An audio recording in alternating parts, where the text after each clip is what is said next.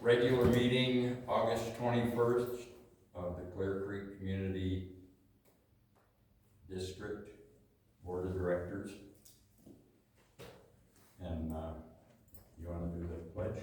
I'd be happy to. Good. All please stand, flags in the back. I pledge allegiance to the flag of the United States of America and to the republic for which it stands, one nation, under God, indivisible, with liberty and justice for all. Roll call. Director Fickus, Beverly Fickus, Pam Beaver. Scott McVeigh. Terry Lincoln. Paul Kelly, General Manager, and we have Emily Valdez, which is the Administrative Assistant.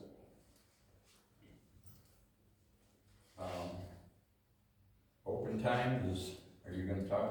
Yeah, firewise. Okay. It's all yours. Okay. We didn't have Sandy Winters. We didn't have any meeting in July or August because there's so many people gone off on vacations and stuff. But we're going to have a meeting September 25th, 6 o'clock, Community Hall. We have a speaker, and might be a potluck, but be prepared. Might check the website and make sure, because we just discussed it yesterday. It's not finalized in the plans yet.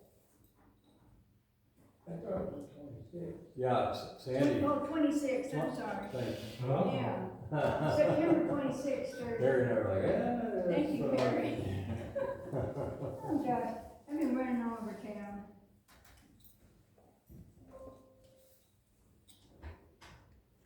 Anybody else have anything? No. Okay, we'll get into the consent agenda.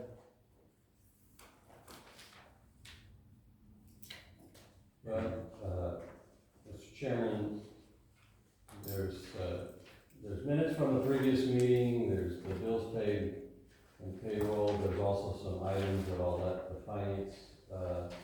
finance committee asked about, since they asked to have them copied. The main comment I have is that we don't have the July profit and loss statement or activity report. We reported, our bookkeeper, at least at our finance committee meeting, that we've run into some challenges with our CUSI integration, which is our new customer utility database and statements, and it's porting information to QuickBooks. And we've also got them helping to get that resolved. I talked to the COO of QuickBooks, or CUSI, and they said should have it resolved for our September meeting, as well as the financials for the last fiscal year. That we had intended to have all our budget to actuals for June of 2023, or July 1 of 2023 through June of 2024. But long-winded of why we don't have anything on there for this one. I'll leave it to the committee on the invoices that were copied.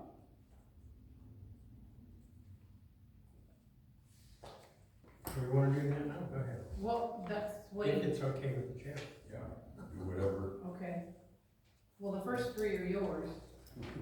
I don't have those in front of me. Which ones were they? Sorry, Here's all, for whatever reason, I'm not picking up the full packet. here's all of them. This is probably mainly clarity for the board, since not everybody sees it. Well, I think through the chair, Director McVeigh flagged the two underground service alert bills, one for $1,950, the other for $617.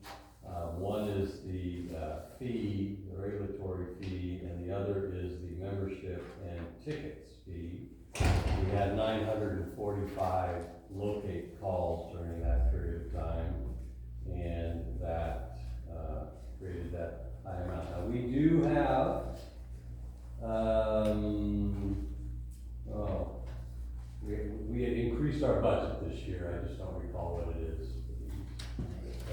we've talked about them and how irritating they are, that, especially when PG&E was doing the undergrounding on, Happy Valley Road and down to Linda, and, they will call and go out and locate where the water utility is. That painted locate has to be done within 72 hours unless it's an emergency. And if, I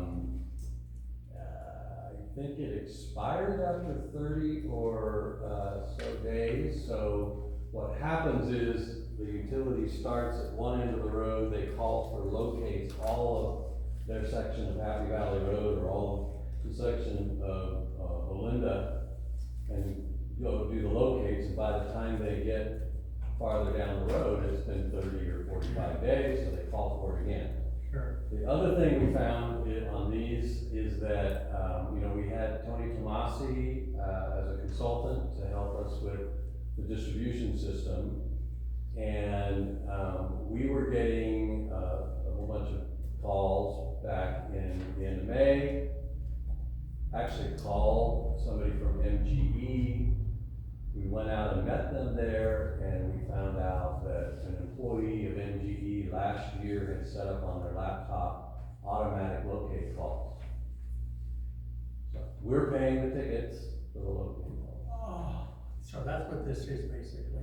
Well, that was the concern, is what has happened in the last couple months, because Why all of a sudden, they were so high. 1,000 looking calls? Is there something going on in the community we're aware of? Well, as you know, there's not. Exactly. So We've MGE, gone out and checked it, so, MGE wouldn't pay for it, Oh, even though it's their fault? well, we had talked about it, they didn't commit to not paying it, they didn't commit to paying it, but we had not received this invoice until just this last. so are we gonna send this to them? We are planning to send this to them, but the hard part is to figure out how many of the 945 were the automatic calls. 900. Since nothing's going on out here. Wow, that's just wow. I'd be Well- happy with $1,800. Well, we've talked about this before. At one time, earlier in my career in the water biz, when a utility company called for locates, they were charged for the locate based on a per linear foot charge. And so, there are some big utilities in this state that have regulatory burdens to underground their utilities. Yeah. They got the law changed about 5 or 6 years ago, so and then you see all these signs all up and down I-5, call 811, whether you're tilling your ground for agriculture or putting in a fence. We're okay with people calling us when they're putting in a fence. It's the utilities that we refer to them as nuisance. So, I can tell you that Bella Vista is dealing with this last year and now this year, because there is an underground project going on in their district this year. Our bill last year, remember, was about $6,500. Yeah. Theirs was about, almost $12,000 just for calls. Small solace, but both, General Manager Coxey and I have sent, missives to these organizations. Well, wouldn't we take them as small price for it? Smart signs and the lawyers, was Yeah, that the law lawyer firm? was mine. Okay. I don't know about that smart thing. Well, this one is was a follow-up to the SCADA update that we did. So if you recall, the supervisorial controls, and data acquisition, which is what SCADA stands for, Right. which is your interaction with there. So this Win 911 is we upgraded the machine. The state paid for the update of the machine, but when you updated the machine, you then had to get the alarm software, which is upgraded, which is what this is. And so for at the treatment plant and for here at the office. And this was not covered in the grant then? No. Okay, thank you. Okay, so the reason why I flagged the Reese Smalley Wiseman, Schweitzer, invoice was the comment made that review of the draft letter from the client, FEMA review for backwash pond, and then edits to a letter to La Malfa. So I was wondering why we had to send a letter to La Malfa. Well, I think, I have referred to our backwash ponds project as being co-funded by Cal OES FEMA as well as the state. 18 months ago, Cal OES and FEMA approved the improved project, which was to concrete line the ponds instead of clay lining or earthen lining, but did not fund it. So that would be an improvement, so we're not gonna pay for the improvement.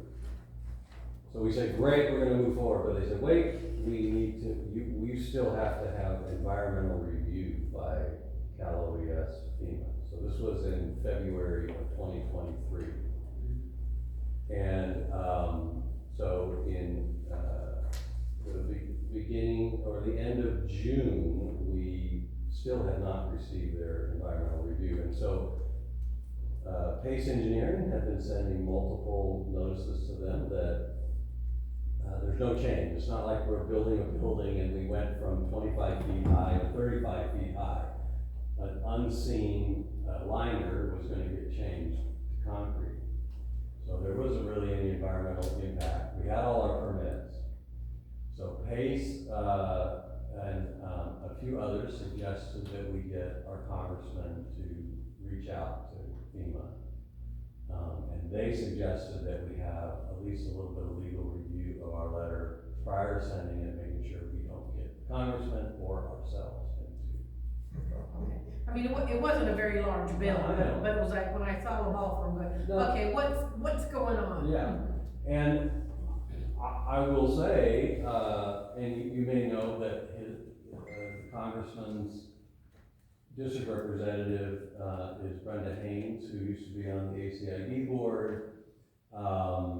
I called and I said, just give you a heads up, we're sending this, we make sure it's as clean and not get anybody in trouble, but we could really use the intervention of your office.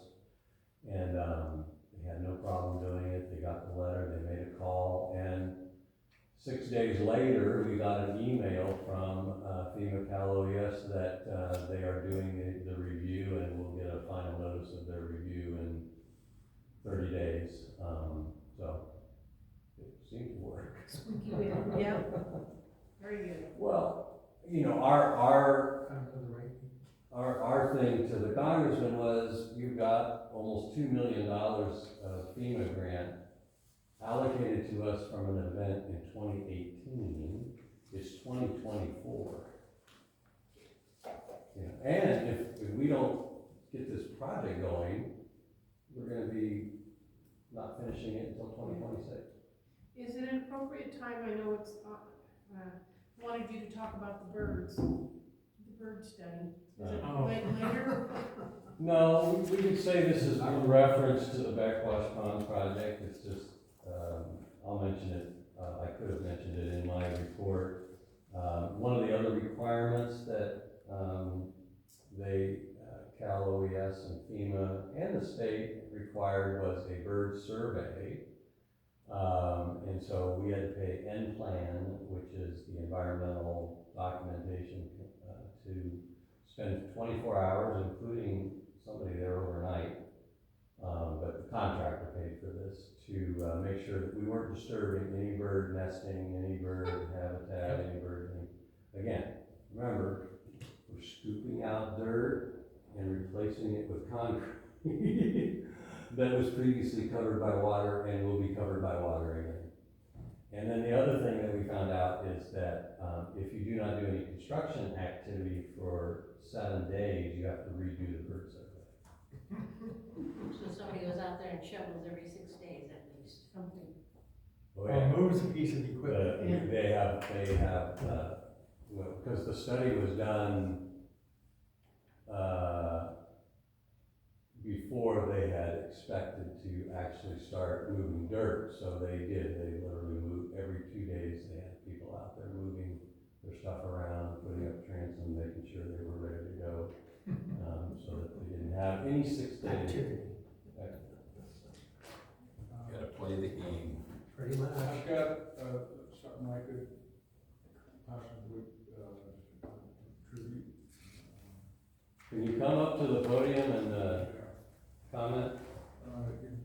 Dennis, Hassan. I've done a lot of projects, a lot of environmental reviews, I've done biology and that stuff. One thing, you know, it's not a common, time that you can, do it. But from time to time, I've turned in a, de minimis, finding. I don't know if you know what that is. And generally, like birds, or the wildlife, you might get the state fishing game to sign off on that or something like that. But that would circumvent the environmental review. It simply says, the impact from your project is so small, it just doesn't make any difference.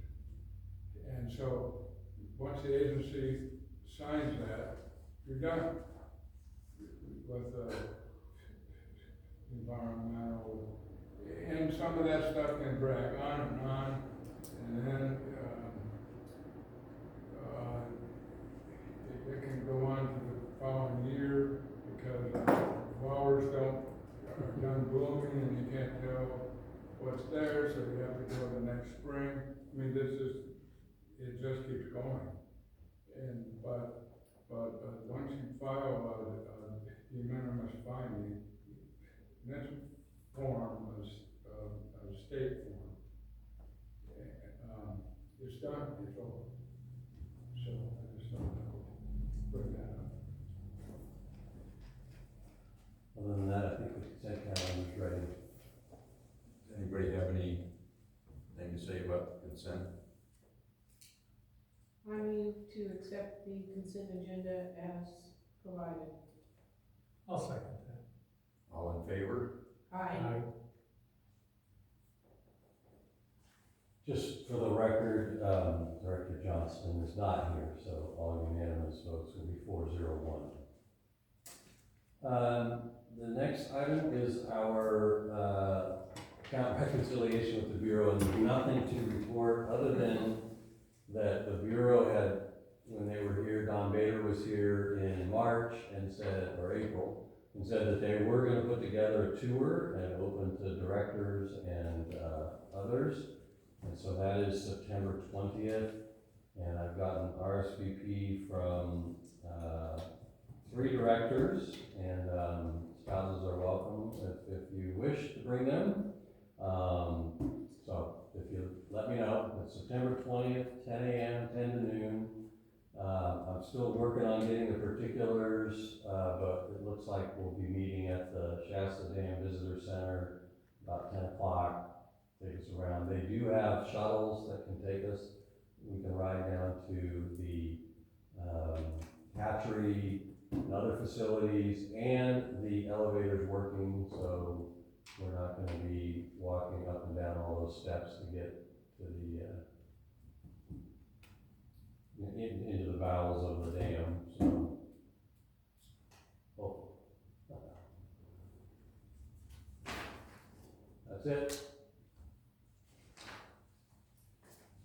The next item is 6B, which is our fiscal year 2022 audit and board report before you.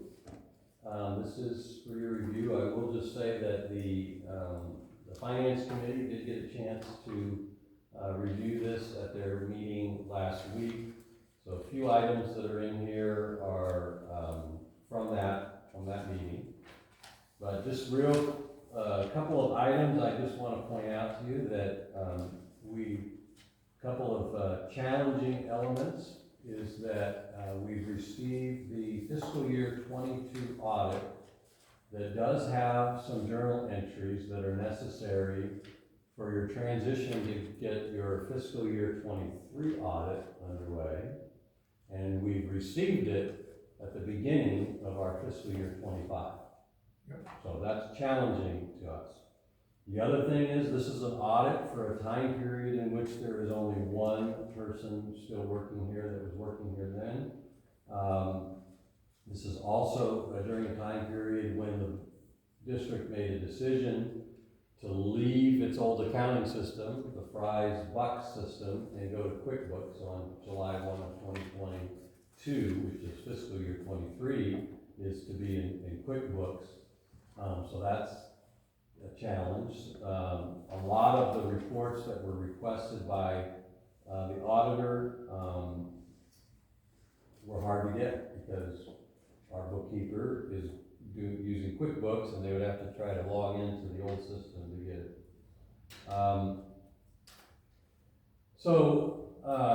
A couple of items though, they do identify in the board report, which is the shorter document on page 2, that or page 1, I'm sorry, down the bottom, they say, due to significant delays in receiving audit requests, challenges in the district's management,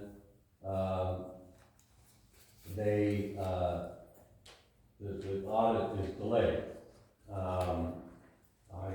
That there is some truth to that. I will just mention that the auditor informed us early in 2023, which is the time in our agreement with our auditor that they're to start working on the audit 6 months prior, that they had turnover at their office. They had lost a partner, and that one of their auditors had some family challenges and wasn't able to work for a month. Slightly miffed that they would put something in their report that it was all our fault that the audit was late. I think there's some mutual fault. There's also a mention near the top of page 2 in the board report that management override of internal controls was identified as a significant risk, and yet they didn't actually point out or identify any instances or examples of management controls. And so doing that in a report that's submitted in early fiscal year 25 to people that weren't here in 22, it's hard to know how to respond to that. When you look at the beginning of the larger document, by the way, there are copies of this in the back for anybody that needs some help going to sleep tonight. There's a page 1, there's a qualified opinion. And they even have a basis for the qualified opinion, and their basis is that the accounts receivable for water sales carried $197,426 on the statement of net position, but they weren't able to obtain sufficient audit evidence of carrying that amount. So a couple items related to that. So a qualified opinion is that there's no material weakness or significant deficiencies. Because sometimes when you have those, you would need a management letter. Most of you have seen audits in which the manager sees the audit, writes a letter, and we submit that. When you have a qualified opinion, because basically what they're saying is they didn't have enough evidence for certain aspects of the financial statements to prove or disprove, in this case, the $197,000. But the missing information doesn't have a significant impact on their ability to verify the audit. I think part of what we talked about at the Finance Committee is that This again is really more related to our bookkeeper in 23/2024, trying to go back and look at all of the documents from 21 to 22. And though the bank statements were reconciled, they couldn't always find where the accounts receivable transfers from the, customer accounts to was reconciled necessarily. It may well have been, but she couldn't find the actual documents where it got signed off. So that's why they're saying, well, the money's there, but we don't have the reconciliation. So in the end, the audit is, it is what it is. It doesn't really say that much more. There's other items that you'll notice in the audit. They mention, different items of the way we do bookkeeping, our balance sheets are generally, correct, except there's some issues related to maybe the WIN Act liability and other things.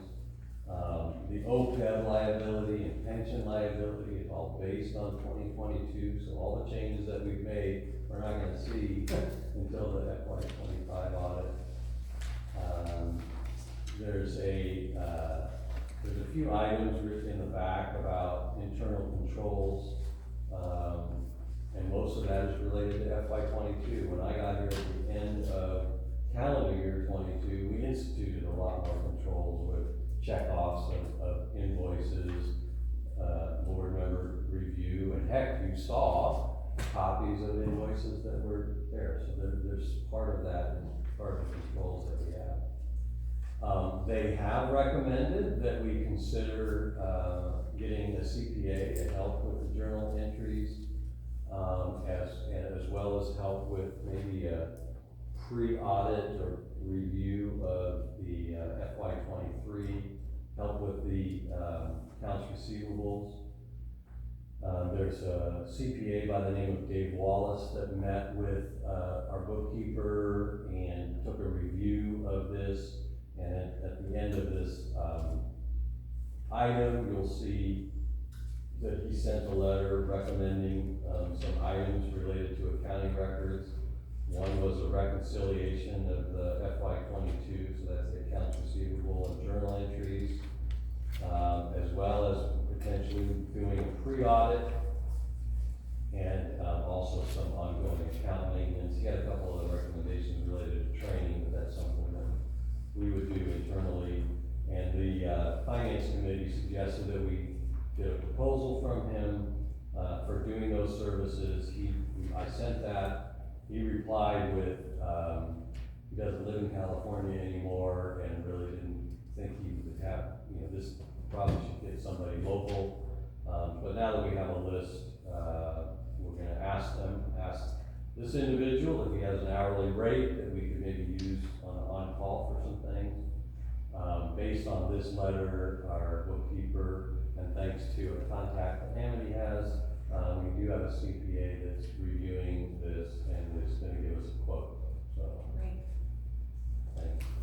And then at the end, there is a draft letter, and this is really my recommendation to the board is that though there is no material weakness in the audit, therefore a management letter is not required, but you do have the prerogative at the acceptance of this audit to send a letter to the auditor. And so I put together a very skeletal draft letter at the end, and very open to whatever audit edits, or if the board doesn't want to send it, that's fine. But a couple of things that I mentioned in there are the things that I mentioned in my report. One related to the board, report to the board, and that the district acknowledges that by the time this audit was started, that none of the management team to provide the information was in place during FY22. But my line here is we would like to remind you that another factor for the lateness was that your firm had informed the district early in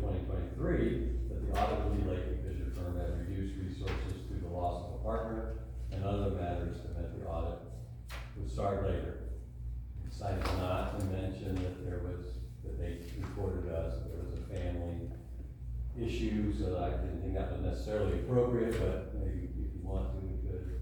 There's also a reference in page 2 of the override of internal controls, and yet they don't give us any examples, so it's not super helpful. And also that we have a qualified opinion, and so we recognize that the cause of that is because of the accounts receivable, and that they recommend we get a CPA. So we say that we're gonna do that. And then there's just a mention at the end that receiving an FY22 audit that has journal entry recommendations for FY23 in FY25 makes fiscal management challenging, and that we would like to meet with them to find out how we get on schedule. Because there was a comment made from them somewhere that our schedule would be February or March to April again. Yeah, And so we're always gonna be 2 years. 2 years behind if we don't play catch up. Yeah, maybe for clarity for the community, in their agreement with the district, of which there's not a lot of recourse for them not to follow this, but they allocate basically February to March to do the audit and to finalize it in May or June, and that is for the previous year's audit. So under their agreement, in February of 23, they should have been doing FY22 audit, have it to us by June of 23, and then in early this year, they would have done the FY24 audit in early of next year. And what they said to us in an email was that, well, we don't have any time to do your audits until our allocated time, which is February of next year, which means they wouldn't get to our FY23 audit until then. And so that, to me, that's not acceptable, I think, and I told them in an email that once we've got this audit done, once the board has accepted it, I would like to have a meeting to say, what is it gonna take? And I think it's gonna take having a CPA do a pre-audit of FY23 and do all the journal entries for us, to get you to do this FY23 audit now, or before the end of the year. So, good clarification, but I just so people understood that's why it's in there. It helped me quite a bit to go through the observations of Mr. Wallace to better understand the audit and the components in it and what our challenges were. And he put in a number of hours at no cost to the district, and I think a letter, an email or something of appreciation would be appropriate. Yeah. Maybe, I don't know. If you got any produce that we can send him, I'll send that to you. Crossing state lines? I don't think that'll work. We'll put it in a pack. So what are you looking for us on this, even though we're not? Well, two things. One, so my recommendation is that you accept the FY22 audit. Just do that by motion and accept it. And then, give me some feedback on the letter. Do you want to send a letter? And if you do, is this letter okay, or does it need some edits and additional items? I think a meeting after we accept the audit, should encompass what we need to do to get back on track with the contract amount, which is $18,000. Because we paid what, close to 30 for this audit? So we need to do what we need to do to get back towards that contract amount. Now, a pre-audit is gonna still run $8,000 to $12,000, isn't it? Well, it's hard to know until we get somebody to give us a proposal, but yeah, I would say, I think under normal circumstances, you can get a pre-audit for less than that. But because FY23 has this challenge of syncing with the end of FY22, and just maybe for more explanation to the community, there was no bookkeeper here from maybe, let's say, April of 2022 until November of 2022. And then the district had a contract, consulting bookkeeper come in and make payables every couple of weeks so that we paid our bills and our lights stayed on. That was about it. But the accounts were just set up with an attempt, but they weren't necessarily set up with syncing with FY22. So if we were able to find a CPA to come into the office and help straighten all that out, there's still gonna be a cost to that. And if that's done correctly, then we should probably be able to go with a closer estimate of yours on a pre-audit. Yeah. Because things should be cleaner. Yeah. But are there any estimates on the cost for bringing a CPA in? Because, I mean, they can run $150, $200 or more per hour. I don't know what they're gonna charge. Yeah, So the first thing we have to do is accept the audit. Mhm. So let's start there. Yep. I move that we accept the 22 audit as reviewed by the financial committee and the general manager. Second that motion? All in favor? Aye. The second thing we have to do then is, get, somebody to do the pre-audit.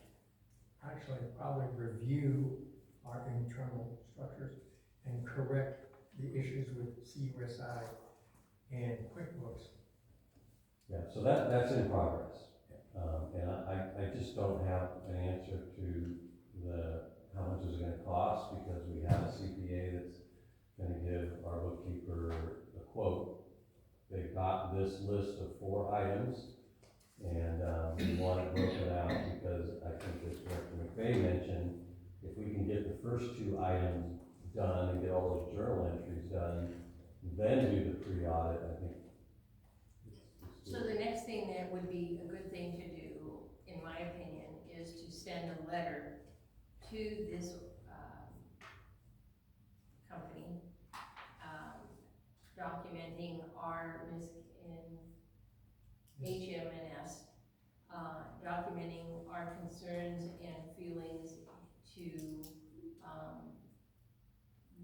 the reason the audit was It's not in, complete. it's in here. Yeah. Yeah. Okay. Now, I think to Director Beaver's point and to Director McKay's point, I do think we should add, at the end here, this is a letter signed by your chair from the board, asking them to contact me to discuss the audit schedule and the resources needed to get the audits on schedule, as noted in our engagement letter. But I do think we should put in there something related to the financial element of things, because it's not really mentioned here, but this audit cost us more than what we had originally. Yeah, well, not quite, but yeah. The other issue I have is with bringing in a CPA, with doing a pre-audit and whatnot, what are those impacts gonna be on our current fiscal year budget? Because we know we took a $75,000 hit on was that the healthcare or? And that was the actuarial. The actuarial. $100,000 So But- that's 75 more than we budgeted for, so. Yeah, you're getting out ahead of it though, because I Okay. think that'll be. Finance committee's always thinking about, the budget. We'll definitely have to So, deal with that in October for sure, but. At the latest. so I would say then the next thing that we have to do is to, take the letter that you have put in draft form with the additional, items that are needed, and get it signed and send it to them, so we have that documented. Right. So my suggestion is, that you, by motion and vote, approve a letter with the discussed edits. It'll take us a few days and for the chair's signature to send. I make a motion that we, have the letter with the discussed edits, sent to the accounting auditor, HMNS. Do we have a second? I'll second that. All in favor? Aye.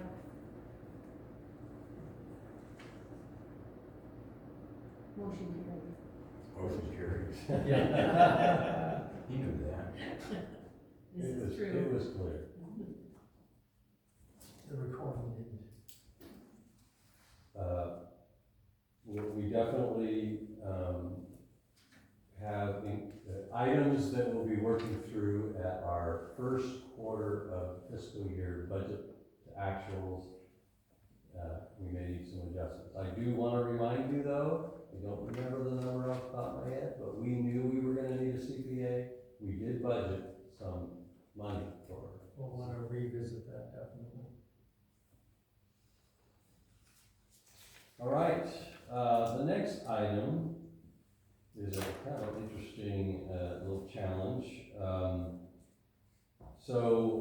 Since I've gotten here, it's hard to miss, and there's a picture of it on the back, Yeah. the large yellow, actually the picture is black and white, but the large yellow, stationary, generator. It's a 1996 Generac, 80 kilowatts. It was previously at the treatment plant. It was moved to the yard when a newer version was placed at the treatment plant after the car fire. So one of the things I asked our consultant, Tony Tomasi, while he was also working on the distribution, is to clean up our yard. And one of our yards was looking pretty raggedy, brought in a roll-off, and we threw a bunch of stuff away in that. And I said, what are we gonna do with this generator? Because I'd like to hook it up to the office. See if we can use it to keep the office from losing power. Currently what we do for the office is we have this trailer that was grant funded, and we roll it out over here and fire up this big trailer, and it's about 5 times the size the office needs, but we plug it in and we run it. Now, when there's a broad and serious PSP or other outage, that rolling or portable generator is going to be needed at the north booster station, the south booster station, or somewhere else. And that means it really puts us at risk here. We need some backup power, especially if we're going to have our SCADA system working here and all the rest. So I thought, hey, let's repurpose this and use this. So that was started to investigate it, and so the Shasta, and then Bill, our chief plant operator, says, I don't think we can use it. Better check. So we did check, and there's 2 things. One, and it's in here, section 93115.6, subsection 3, of stationary diesel, blah, blah, blah, prohibits the sale of new emergency standby diesel engines unless they meet current standards. It is also, we reached out to both the local and the state air board, and they sent us a note, and it's in italics here. The prohibition of sale is based on California regulations. It is possible that you may be able to sell it out of state, however, you have to check with the other state, make sure it's allowed. So this renders this a large yellow paperweight and piece of scrap in our backyard. So then we we called around, and took a while to find one company that would be willing to remove it without charging us. There were quite a few companies that said, well, that thing's heavy, it's gonna cost you money to get rid of it. That was before we realized, so there's 2 ways to read that regulation. You could read it as that you can't sell it in California. So we are in California, therefore we can't sell it at all. It's just completely useless. Now then we got this thing from the state that said, well, you may be able to sell it out of state. So we then were asked around, and at least one individual has a potential buyer in, out of state. And they're willing to give us, a little over $1,000 for it and take off our. So, if you look at our newly updated surplus property disposal policy that we updated, in August, actually almost exactly a year ago of last year, I went through it, and on page 3, item number 6, there's the sale of unserviceable junk or scrap property. When any surplus property is deemed as unserviceable, junk or scrap, or no longer suitable for its purpose, the general manager may dispose of such items by destruction, scrap, trade, or sale of property at the best competitive price available. So in my opinion, I could use that to dispose of that piece of property. But based on rumors of what I've heard in the past around here that may have happened prior to me being here, I thought it would be best to bring it to the board, have it in an open session, and tell you what I'm thinking of doing with a significant piece of property that we have. And so my plan is to use item 6, scrap subject, and sell and transfer out of state to the best price. Probably just post it on the website for a couple of weeks and see what we get. We've already, like I said, got a couple that are interested. What state? Well, Oregon, and then we've also heard that, this will work in, Idaho. Would it work in Nevada?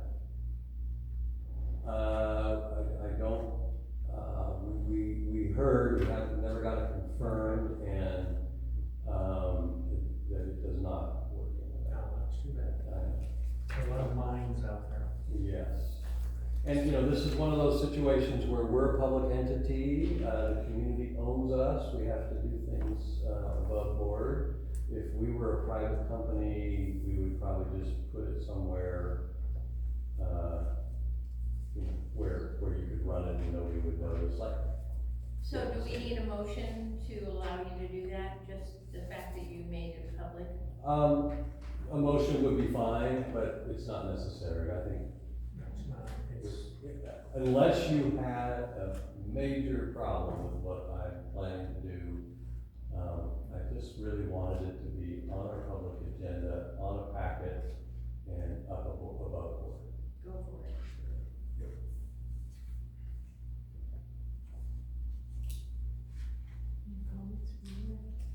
any comment? Any comments on it? You want it in your yard, Gary? What? You want that generator in your yard? No. Nice lawn ornament. But I think Arizona and Nevada takes it too.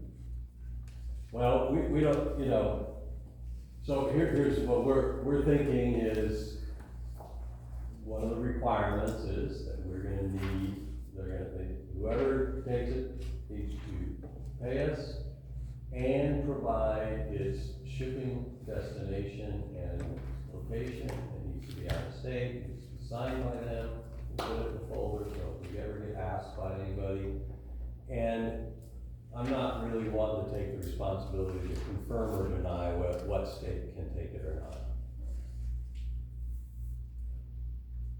But like I said, we did hear that Nevada was a little not, but I don't think anybody in Arizona wants it, but it appears we have some northern neighbors.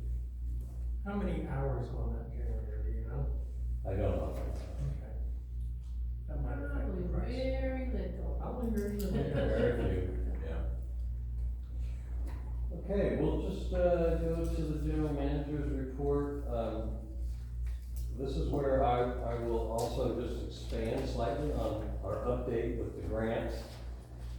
First, maybe the bad news, I had informed the community and the board that I applied for a federal EPA grant, called a Wildfire and System Resiliency Grant.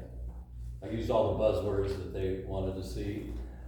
And the idea was to do an assessment of the district's fire suppression capability. So you would check all your hydrants, you check all, you know, see what, all the, and then mostly it was to see how many hydrants needed to be replaced, updated, and what kind of flows you needed, and how much storage would you need if you had a major fire and you drained our 4 million-gallon tank. Well, you probably need another one. So if you have a federally funded study that says you need that, you can actually get grants to do that. So unfortunately, we did not get approved for that, but I plan to apply for it again, and that way I'll know more information and maybe get Firewise and a few others to sign some letters, because it was a deadline. I didn't get a chance to do that. On the good news side of things, we did get all of our reimbursables from the state on the South Booster SCADA project. That grant was for $477,000. We got $476,592. So right under it, so they had no problem. They sent us all the money. On the backwash ponds project, I already talked a little bit about waiting for Cal OES and FEMA to give us this final, and it is the classic federal stamp paperwork signature thing, but we are underway. We have to go, and we're gonna be asking them for reimbursements, and we wanna make sure that was it. That's why we started calling in our congressional reps, and it's looking really good that that's gonna happen. The contractor has mobilized. I will just mention too, back to just the bird survey item, but the other thing that we've communicated to Cal OES and FEMA is we've got a regional water quality control board permit, we've got a state stormwater permit, we've got at least one of those permits is that says that we're not gonna affect anything, so there doesn't need to be any more rules that we haven't complied with. They have moved a lot of dirt, they cleaned up the pond, and I had planned to have some pictures, but I just didn't get them in time, but next time we'll have some pictures in this report. But they moved the dirt, they've started to put the forms in, and they're gonna be pouring the concrete in sections, probably about the size of this open area here, in different blocks around. And now they had thought that back when they were scheduling this in August, they were sitting around in June and July and said, wow, it's gonna be 110. We might wanna start at 4 o'clock in the morning, but they haven't. It's cooler out there. Excuse me, but we are on schedule for them finishing that pond in November.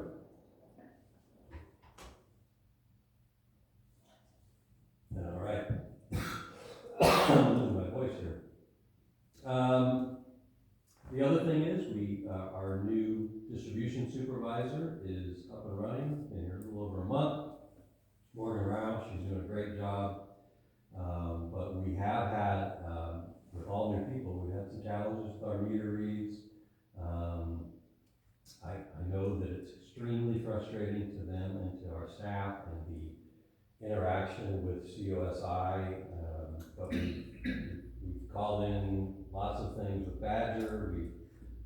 We've called in our IT folks to help out. One of the things we found out is that covered by the grant with matching funds from us, we were going to get a new tablet reader. It arrived in March and hadn't been used. And it was just used yesterday and today for the first time because it needed drivers on it, it needed computer stuff on it, but I don't know enough to say what it was. I actually get it to work. But I think the good news is that this experience means, and with the new COSI system, I think we're going to be much more efficient in the future, especially when we get all those registers and endpoints on there so that most of them can be electronically read. The other is that we did start recruitment for an experienced operator. we have an experienced distribution supervisor, she's a D3, T3. And then we have 3 distribution operators, 2 of them that are still not certified yet, and one that passes D1, T1. So we really felt that we should start recruiting in case we don't keep those that don't have the certifications. They have a time limit for that, and we should get an experienced one. It was asked of me last meeting about, hey, is it in the budget? I realize now that I didn't put it in until the operator report, but I reported to the finance committee and to other board members that the reason why we can afford to have that is that, you know, for the last year, we've had that half-time D3, T3, and that we always budget for their step 4 salary or wages, and that the D3, T3 was spending 3/4 of their time in the distribution. So I had those charts and I showed it. So even if we hired somebody at the D3 or the D3, T3, we would still be within budget. But it also provides us with this backup to where if if our entry-level folks don't pass their certifications and they walk out the door tomorrow, we don't have anybody. Or they don't bring their performance up to what probationary standards are expected. Yeah, whatever that may be. My only question on a budget approach would be, if best case scenario, they all stay, are we setting ourselves up for a bit of a challenge in a few years when they all reach stage 4 in the MOU? Well, first of all, it will take I three understand that. individuals 3 years to reach Correct. step 4. That's if performance is adequate. And so I don't think so, just based on projections of that. Now, if inflation continues to stay at 5 or 6%, we're still covered by the max they're gonna get an increase is 4%. But good thing for us to monitor in the coming years, for sure. Definitely. Especially considering we're spending money on a CPA, possibly a pre-audit. And we're trying to save for the training. Yep. And unknown costs. Just one other quick thing that has come to my attention. At one time, the district had multiple cameras on our Youth North Booster Station to provide security. We've got some great signage up there. We currently only have 1 camera. I went up there with our IT folks to check it out, and so we're gonna be upping our security there as well as at the South Booster Station.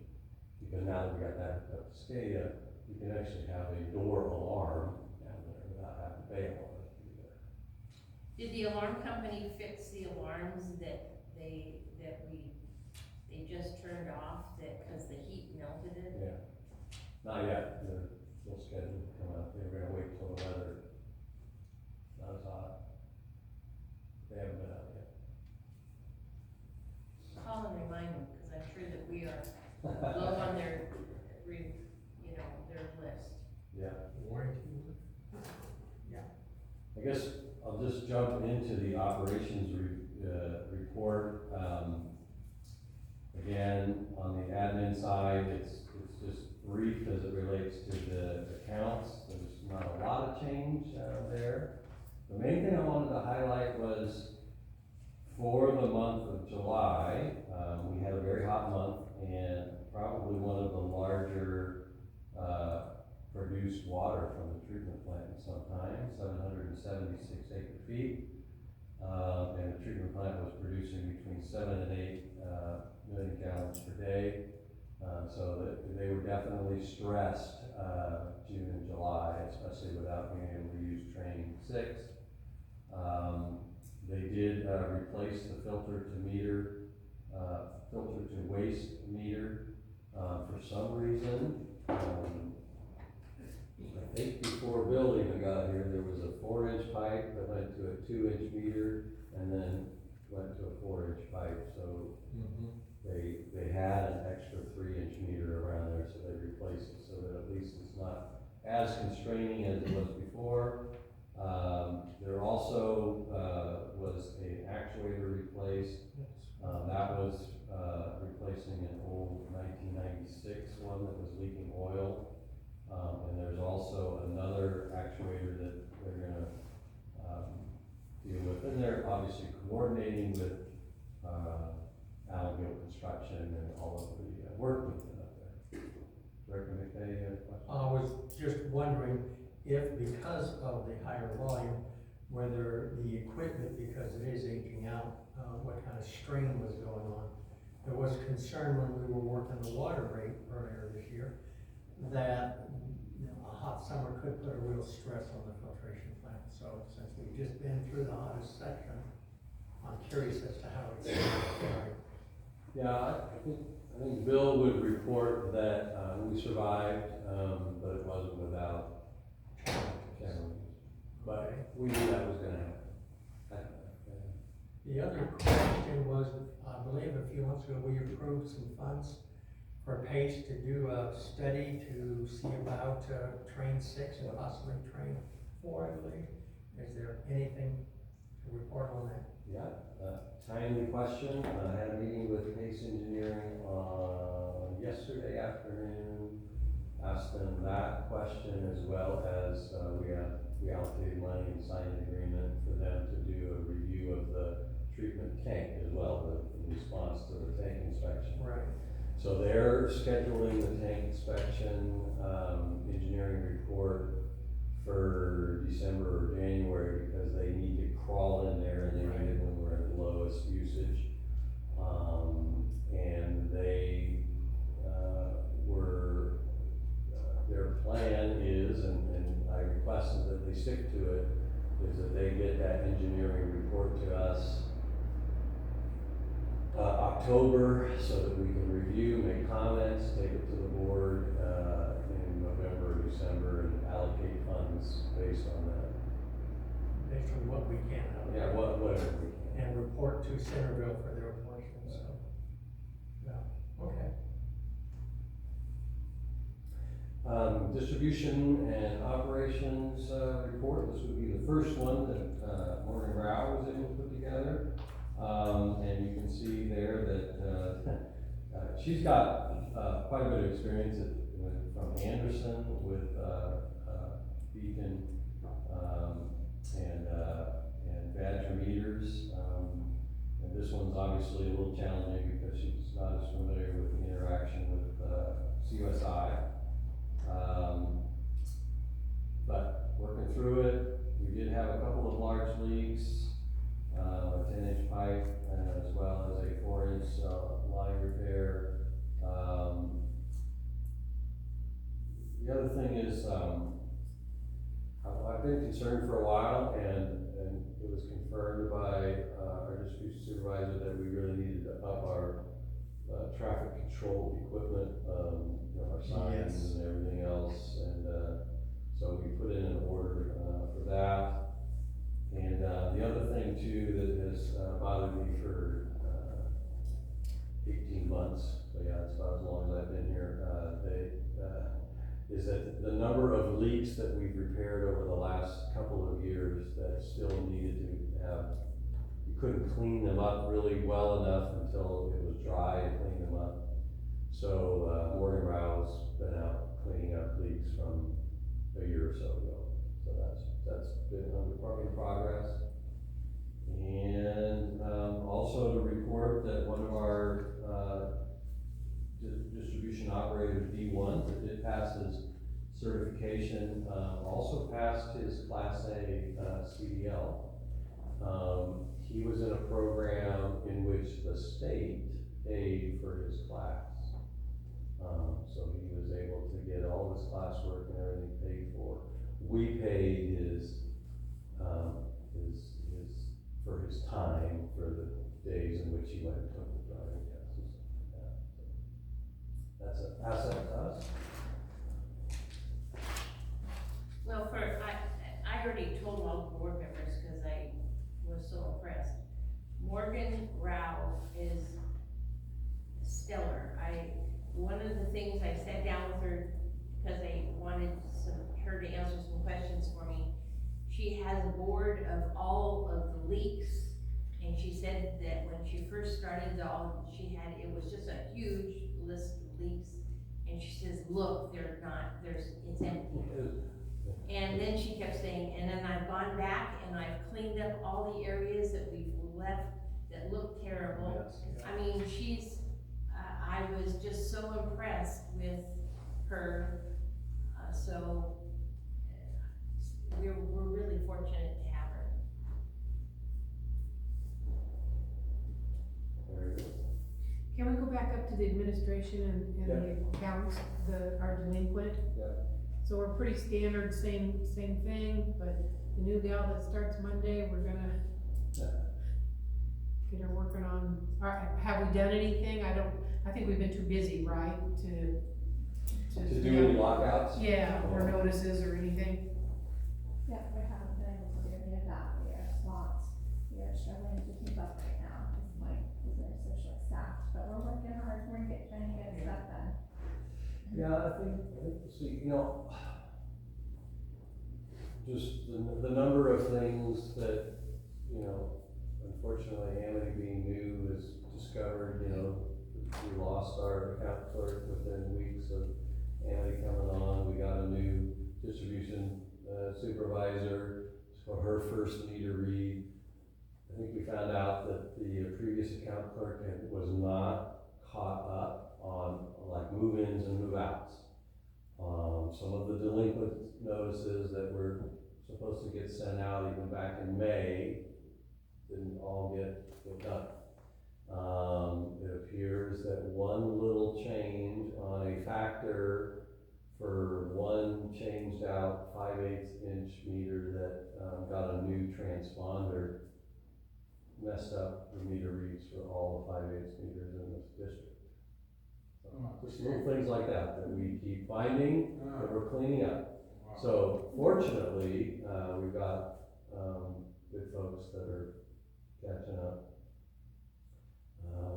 As I reported to the Planning and Steering Committee, that we'll talk a little bit about later, our rules for water service needs to be updated, and everybody needs to be familiar with it, including the county, because we have also found that a combination of not all of our manual reads, maybe the gate's locked and we didn't get there, or whatever the number might be that got changed, didn't get done.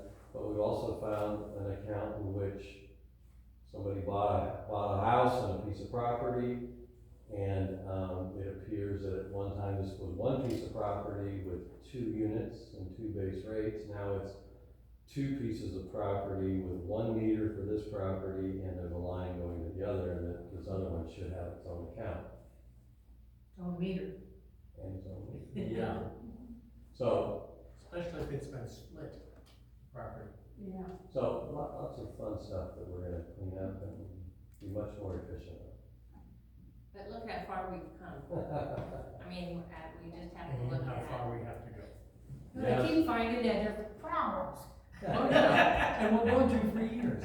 I know. That's the hard part. If you don't mind, Mr. Chair, I'll just jump to the committee report and mention that we did have a very good planning and steering committee meeting yesterday, and the members can report a little bit, but I just wanted the board and the community to know that we had 3 items on that agenda, and one of them is a follow-up to last month's meeting, which is our update to our drought plan. You might recall, if you go on our website, the last time our drought plan was updated was in 2010. Lots has happened since then. We've had more droughts since then. We've also had an approved Bureau water shortage policy, and we've had some state laws passed that updated what you're supposed to have in a drought plan. So we had that conversation. We're going to look for ways to have more community meetings. We did talk a little bit about our rules and regulations that has, a lot of that is going to be related to crop cross-connection control or backflow. There's new state regulations related to that. We may have to use this update to comply with that. And then, just really introduced an idea. I think I reported to the board a couple of times that our water master plan from 2007 needs to be updated, and that if we did an update, we could use that to really flesh out a capital improvement plan. So one of the things the district has not had is a list of all of its assets and a plan on how to maintain them, everything from painting the buildings every 20 years, repairing roofs, to replacing equipment, to cleaning out the wells or rehabbing the wells. Our booster stations all have had booster pumps running for 20 plus years and haven't had a major overhaul. And we know a lot about the treatment plant items. So instead of waiting around to get a capital improvement plan and spending a couple $100,000 potentially on a master plan update, we're putting everything on a spreadsheet, and we're going to call it extraordinary and major repairs and replacement spreadsheet. And so that way we can have all of our assets, and so we've talked about that. We're going to talk more about it, but it's also a way to, a lot of districts, I know Bella Vista does this, they have a similar kind of spreadsheet, and they use it as a justification for a CIP major improvement fee that you put on rates or on your base rate to fund it. But I'm not going to ask anybody to give us money if we don't identify what we're going to be using it for. So that's part of what we're doing there. But I just thought I would do that. Also, just to mention on the finance committee, obviously the committee can report. We reported more extensively the challenges we're having on our accounting system. But I did, as I do, report to the finance committee our account balances. So just in case anybody's wondering, we actually have $34,000 more on June 30th this year than we had last year. But obviously there's puts and takes on that, and we'll get more financial report. And then also to mention that the Ag Committee is meeting on September 4th, and that we will probably have some updates related to the Olive Committee that was really a meeting that was really good, and that Director Johnston was not able to make it tonight, but he wanted to, he sent a little report that the farmer's market saw, as he put it, significant growth in numbers for vendors and customers on August 10th. There were 9 booths, 80 customers, or roughly 80 customers. So I think there's some good news as it starts building momentum. And one more potential vendor called today, who will be there Saturday, Wow. the next farmer's market. Anything else related to, I know Janice Hosan did yeoman's work to make the last Ag Committee meeting a big success. So our follow-up is September 4th. Correct. And I'm leaving it in his capable hands. Oh, gee, thank you. You're welcome. You did a good job. In regards to finance committee meeting, for the public's knowledge, I think they're downplaying a little bit the significant problem that the county is finding. Yes. Because it's actually horrific, as far as things not balancing correctly. And it had to do with the old account clerk, that when she was making a deposit in the system, you have to have it equal what the customer's accounts. They weren't equal. So she would make a deposit and then maybe later put somebody else in. And so Melissa's having to go back to February or something? March. to try to figure out why they didn't balance, and that's why, so it was just like, oh my goodness gracious, so, kudos to them in finding what went wrong, and now it's having to go back and rebuild it all to get it right, so, again, when he was talking about the little 5/8 inch, one little decimal place or something that they did, same thing with this, thinking, you know, which should have been common sense, that your day's work is what your day's deposit is, and it didn't, so. In other words, the batch didn't match the deposit for the day. So what you put into the computer didn't match the deposit receipt, and that was throwing things off. Yeah, threw things off quite So extensively. that, and there's so- other issues with compatibility. So I'm just software. surprised that the office staff isn't, Melissa still has a smile on her face, so.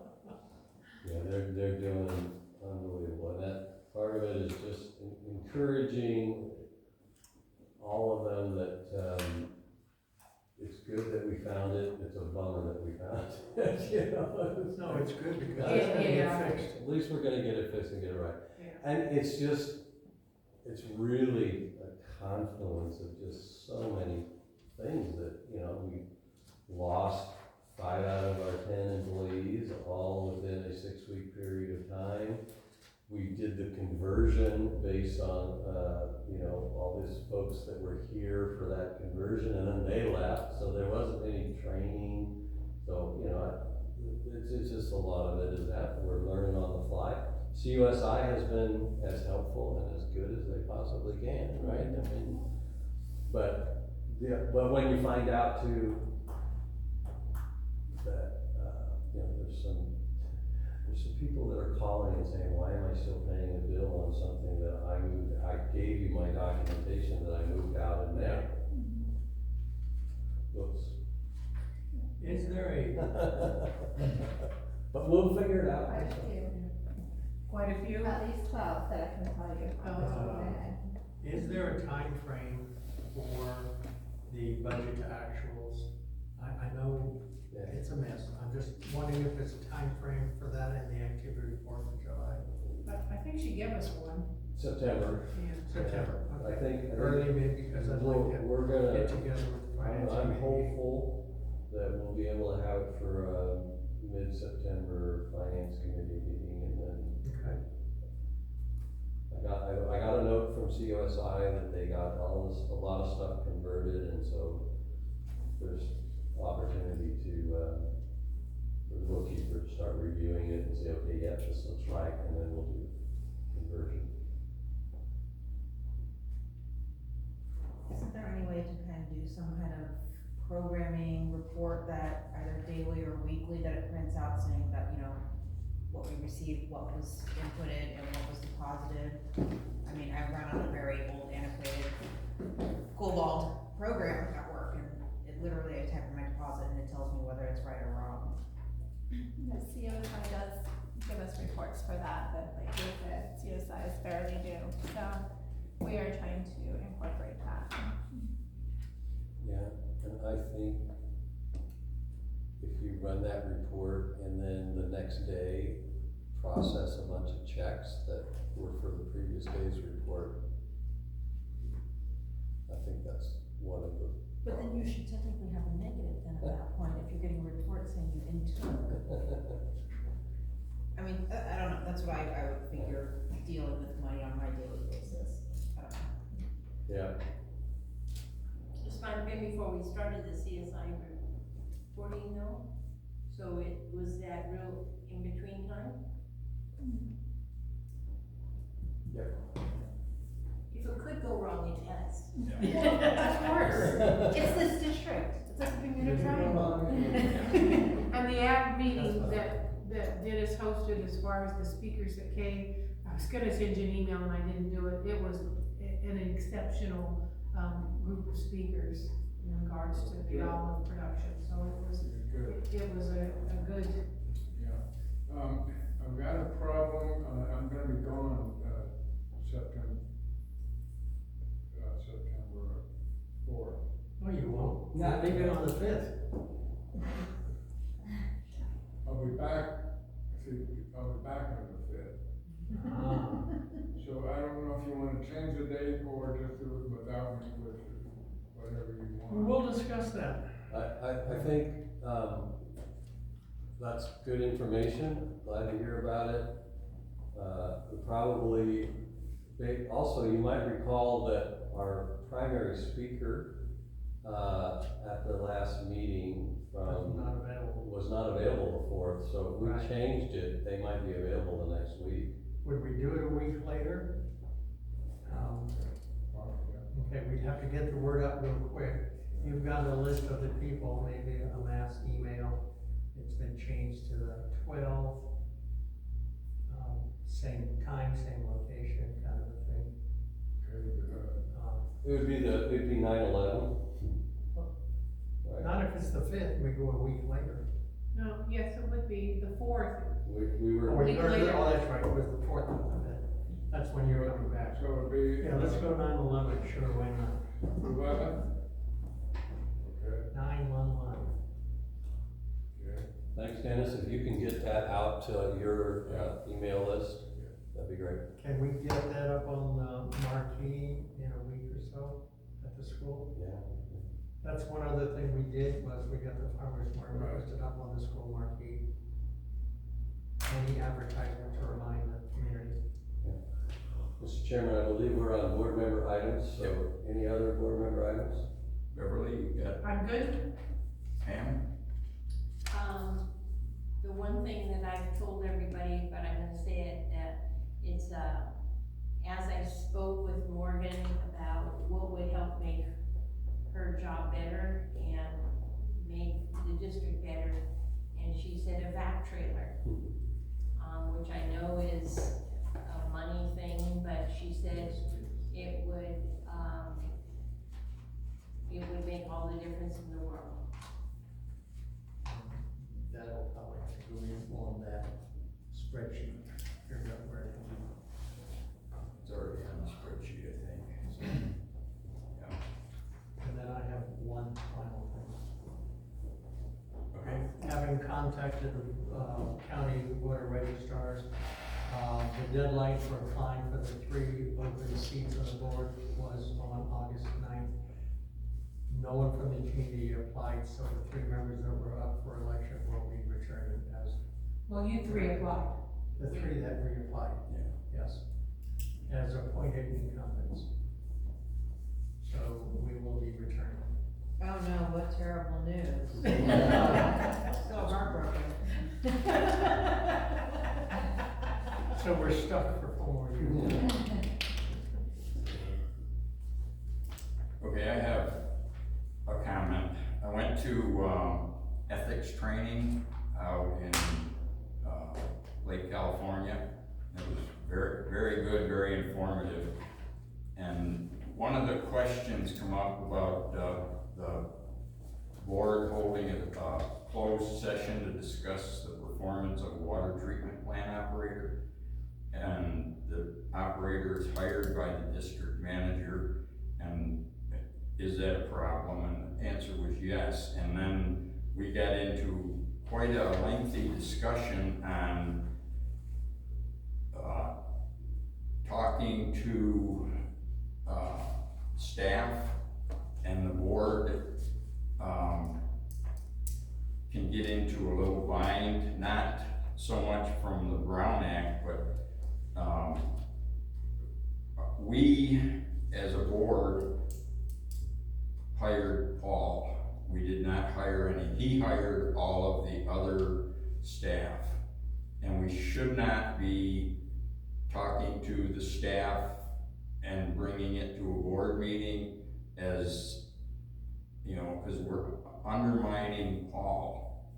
So we need to stop now, you know, talking to the staff and then bringing it in here like, you know, I hate to use you as an example, but the vac trailer and that makes it sound like you are, you know. Undermining. Yeah, so we need to stop undermining Paul's authority. He is our employee, he is our only employee, he is the only one we should be talking to. If we need information, then we need to go to Paul. Paul will get us the information. If we have problems, if we need more information on something that we are discussing here, we just table it until Paul can get us the information from the staff. So, and we had quite a lengthy talk about that at that meeting, and so. Yeah, I think the point of this attorney's comment was, he's like, I know we're all in a small community and you're gonna talk to staff and all the other kind of stuff, but if it's an influence of a decision, that's kind of, I think that's where Right. that point is more of that. Well, it's hard, you know, Bill was in charge for so long, and it was like, you'd like to talk to him, and it's like, you can't. Hi, Bill, that's it. How's your day? Can't see that. But you can always have him here for a meeting to talk to him. Yeah. You know, we can do things like that, and same with the new distribution person. Yeah, and I think that would be an opportunity, maybe, now that we have our new staff and we're staffed with some good people, that, instead of a written, little operations report, we might wanna cycle in our Yeah. distribution supervisor. Yeah, and very good idea. come in here. So in other words, I haven't thought of it that way, but I appreciate you saying that. But that was a good meeting.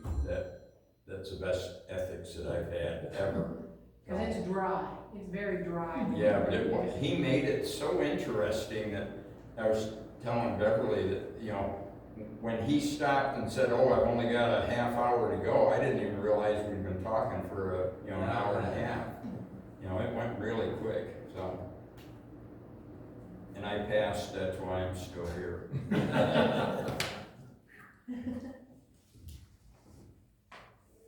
Anybody else?